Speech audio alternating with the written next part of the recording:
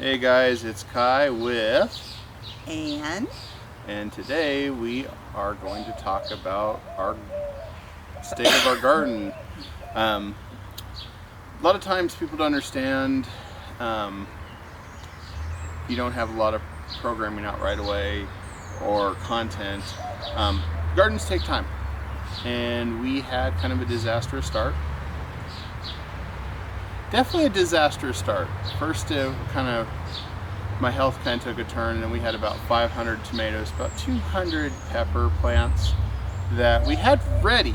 As you remember, hopefully you saw the video on how to start them in the small grow containers. Well, I was expecting to get them in the ground pretty quick with our shade cloth and everything. However, there was a big caveat with that.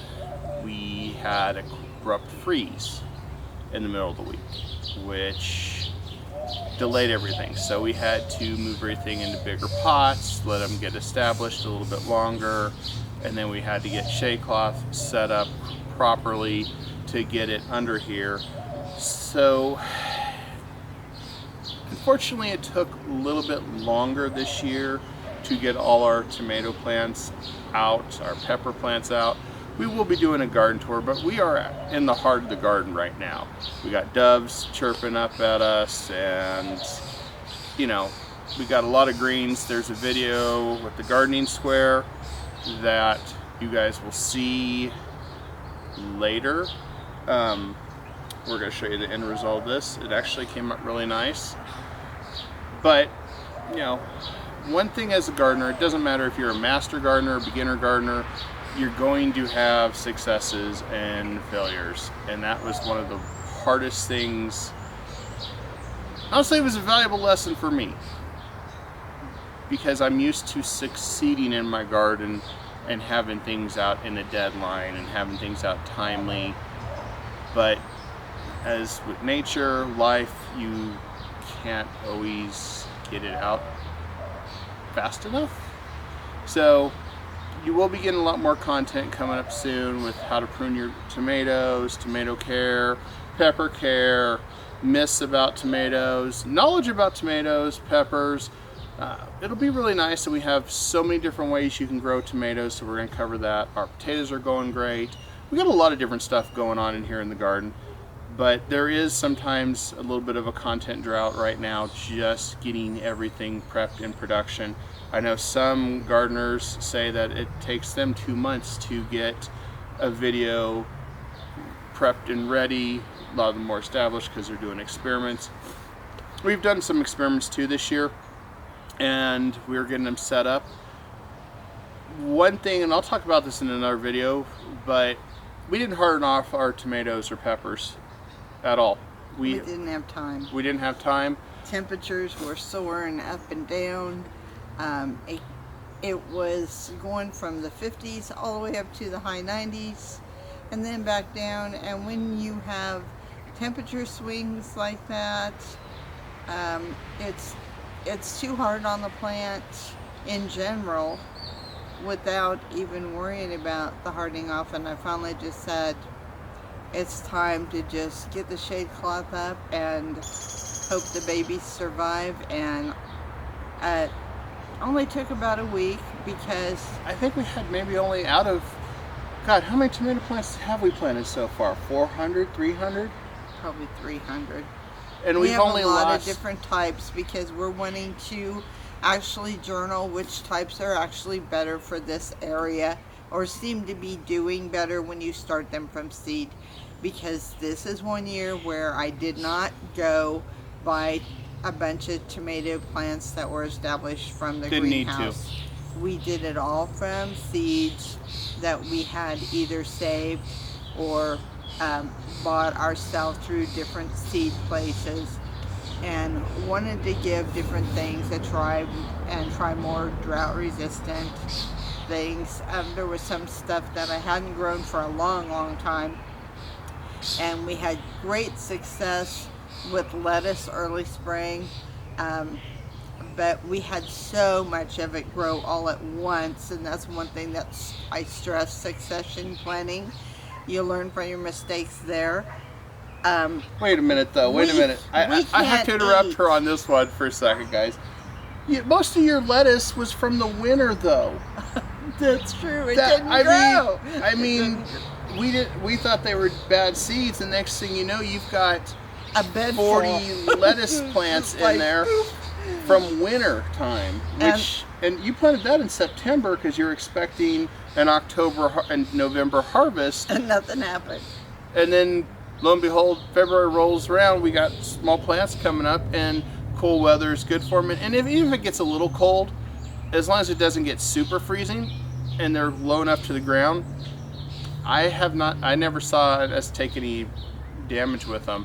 But no, It may be that old saying, there are some seeds that need that 90-day cold temperature to get itself to germinate, and that may be what happened with this particular type of lettuce. It was so delicious, but once it got to be, and we took so many different harvests, I bet I got 3 to 5 harvests easy because of taking the outer leaves and leaving the inner 4. If you haven't seen that video, check it out. It's how to triple your harvest. She tripled her harvest, quadrupled her harvest. We gave a lot of it away to our neighbors, but now it also makes great compost, and so some of it's going to go in the compost because I don't want to just tie up a whole garden bed to wait for it to go to seed. I mean, I could, but I'm not going to do that. And waiting for stuff to go to seed is kind of a mixed scenario. I mean, you have like this here, this beautiful bok choy. Yes, we have a very beautiful plant, very beautiful leaves here, and you'll see it. But the problem was when we hit that 90, it immediately bolted. Now the broccoli, for some reason, has not bolted yet. Better knock on wood somewhere quick. Here, knock on wood. And that's because we had the shea cloth. But one of my findings that I have found in the rush to plant everything, what we did was we staked them, and we used just like small Velcro, garden Velcro, for the small plants to get them anchored. The shea cloth did its job. This is 30% above us. It protected the plants enough that We're up 8 feet.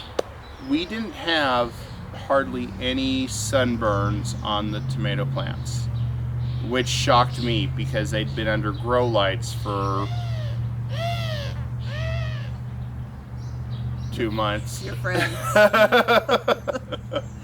That's a big dove. That's a big dove. We have some friends. But the thing with it is, she also, before we had the shea cloth up, she also used these little wicker metal baskets kind of thing, where they had holes so you can get some sunlight, but it shaded most of it, kept the critters out of it. That worked well for the Romas and the San Marzanos, which, to her point, we did plant a lot of different varieties. We planted a lot of different kinds because we're trying to see what works well, what produces well, especially in our zone and out here in the Midwest. And some of the permanent markers are not permanent, so we learned the lesson the hard way.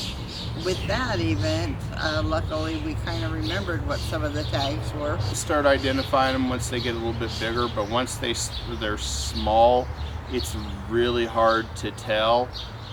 But we were able to figure out almost all of them, and we do have some that we started from seeds out here in an outdoor greenhouse, which they're coming along very nicely, so we didn't even have to harden them off. They were already more acclimated to the sun, just because it was a really clear plastic, so it already absorbed maybe 30-40% of the sun when it went through.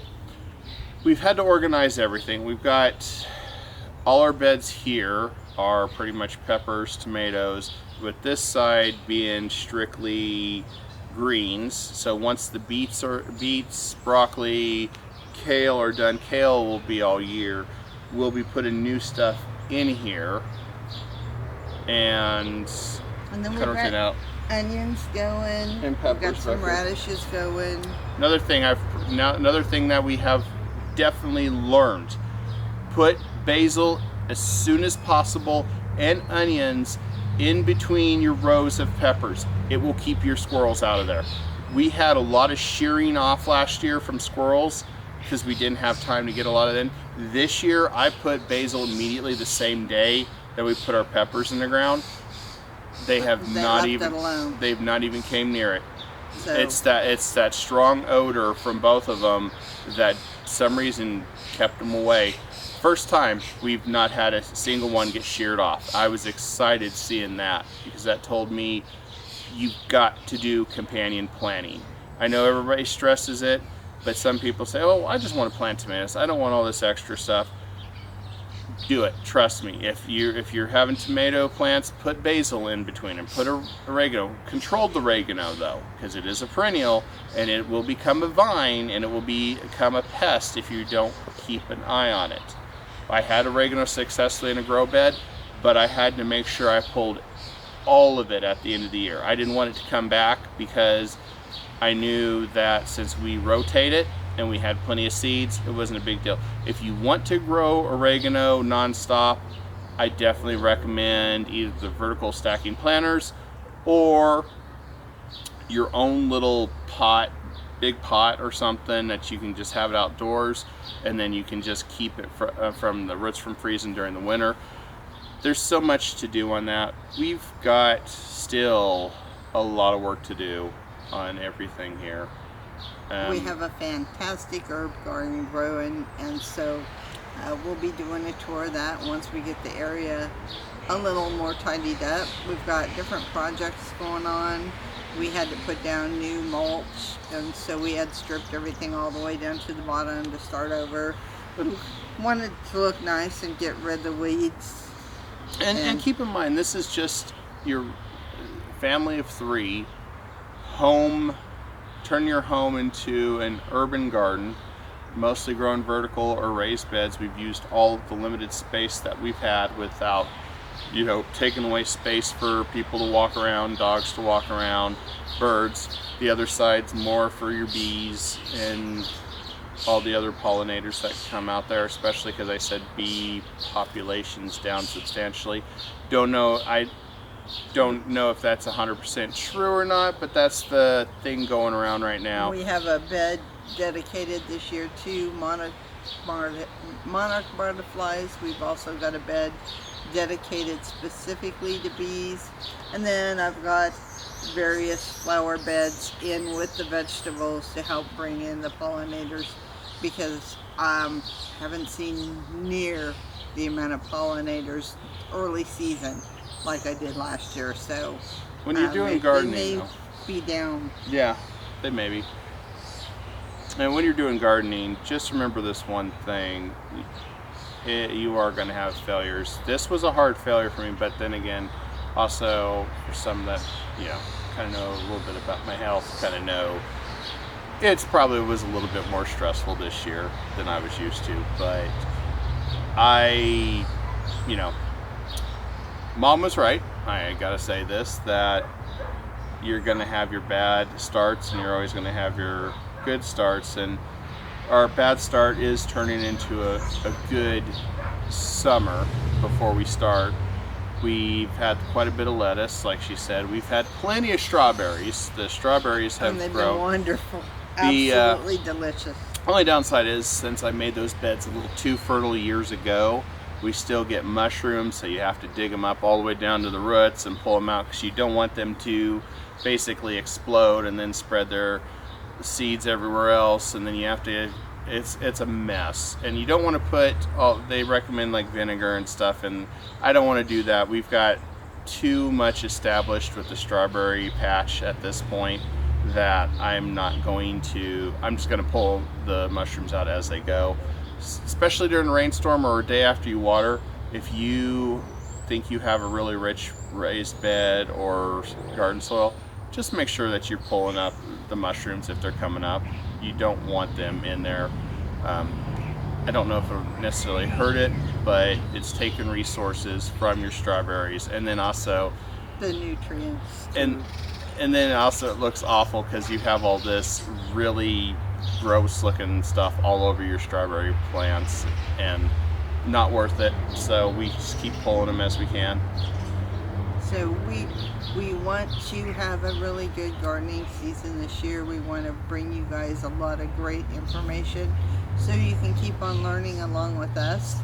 Kai is going to be battling some very serious issues with his health, so bear with us at times. We need you. We appreciate you and all the support that you give us, and the more of people hit that share and subscribe button, the happier we are. Like I said, we're just a family starting out, but it's something that someday he wants it to be a legacy, something that he did and he was able to accomplish, and that we did as a family.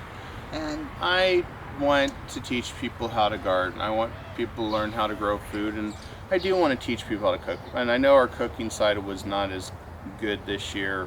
That's just trying to get everything in the kitchen and then juggling a small kitchen between gardening stuff and cooking. That was kind of a juggle. Hopefully this year will be better. With the tomatoes, as long as we get a lot of tomatoes and peppers and all our herbs, we'll be doing lots of canning. We'll be doing canning videos on how to make whole tomatoes, diced tomatoes, tomato sauce, and Mom will also be showing off her salsa that we have had at the family that isn't hot, really good, but it's really good. But you could use hotter peppers in there if you really wanted to make it spicier. We did grow a couple Anaheims this year. There's a few basic jalapenos.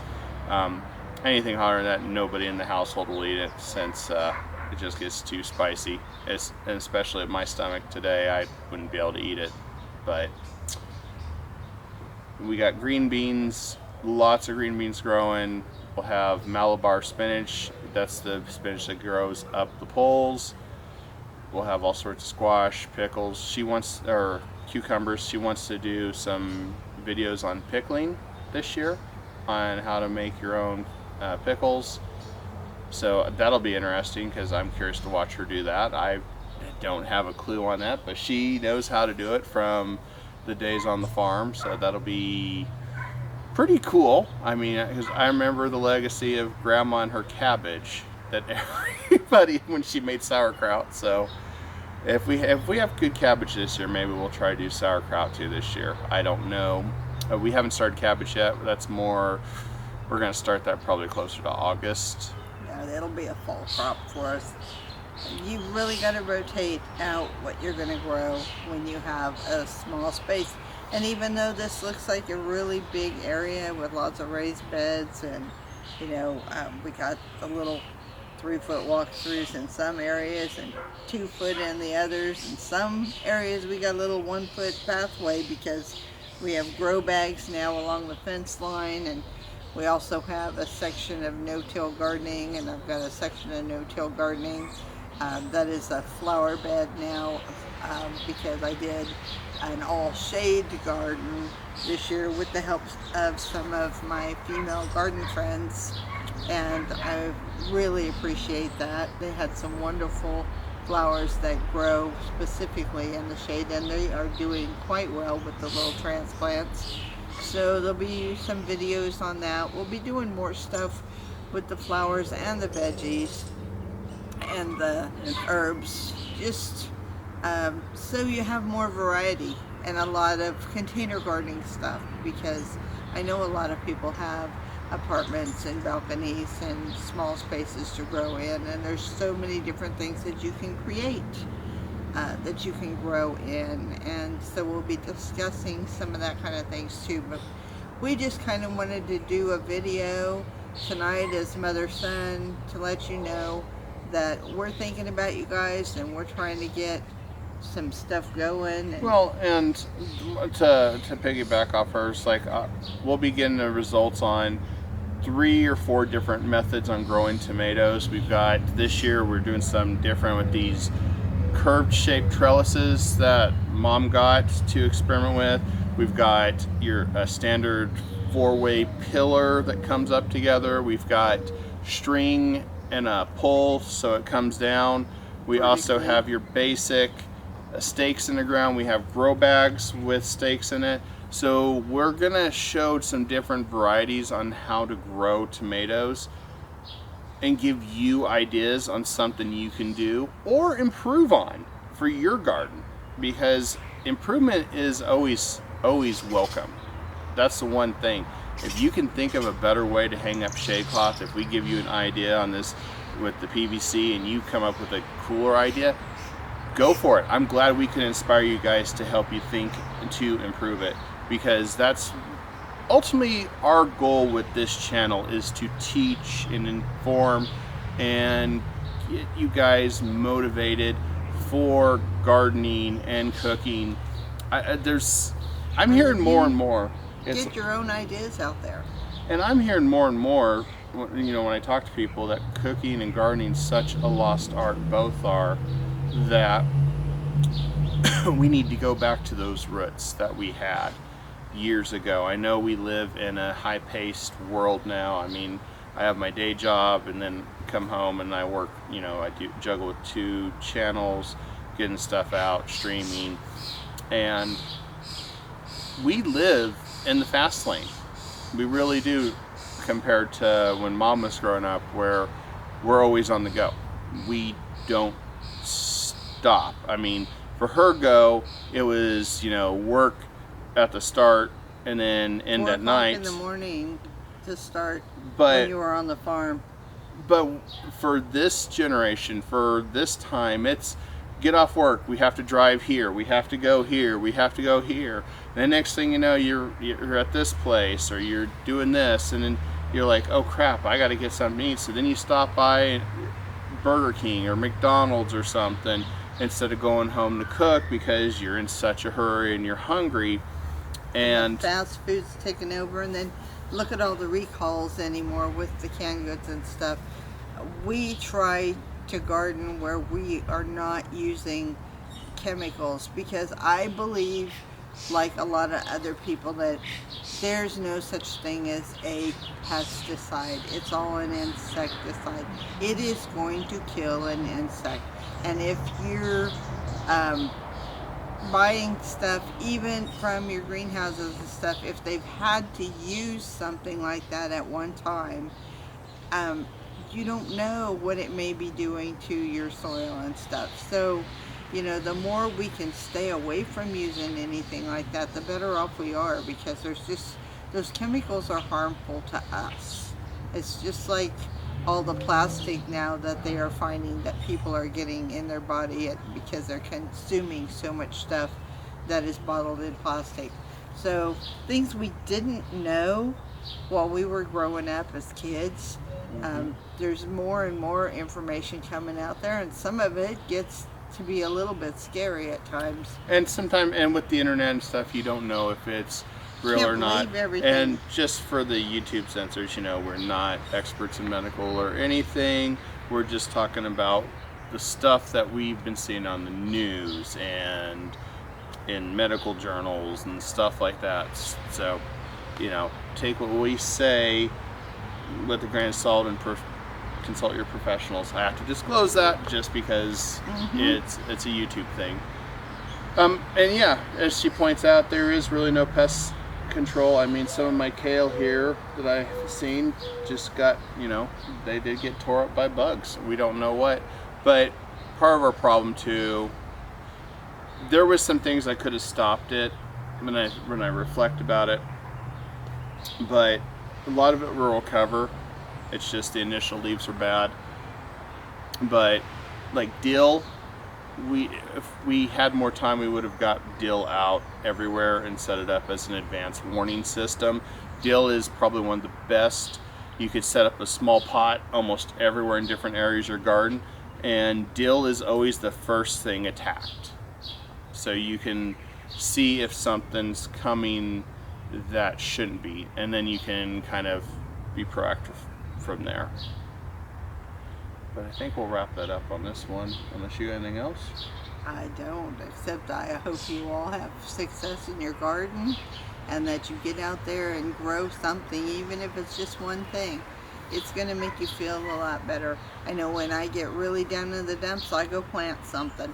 It's just, you know, whether I need it or not, if it's a flower and something to cook with, food, whatever. And I will say I did have a friend that she has a small area. She doesn't have room for gardening, and what I recommend to her was some of our small stacking containers that we use, and over by our strawberry beds. I said, you know, get a couple of these and put some veranda tomatoes in there, which, you know, they'll produce a lot of small tomatoes, but they only get about a 1.5 feet high maybe.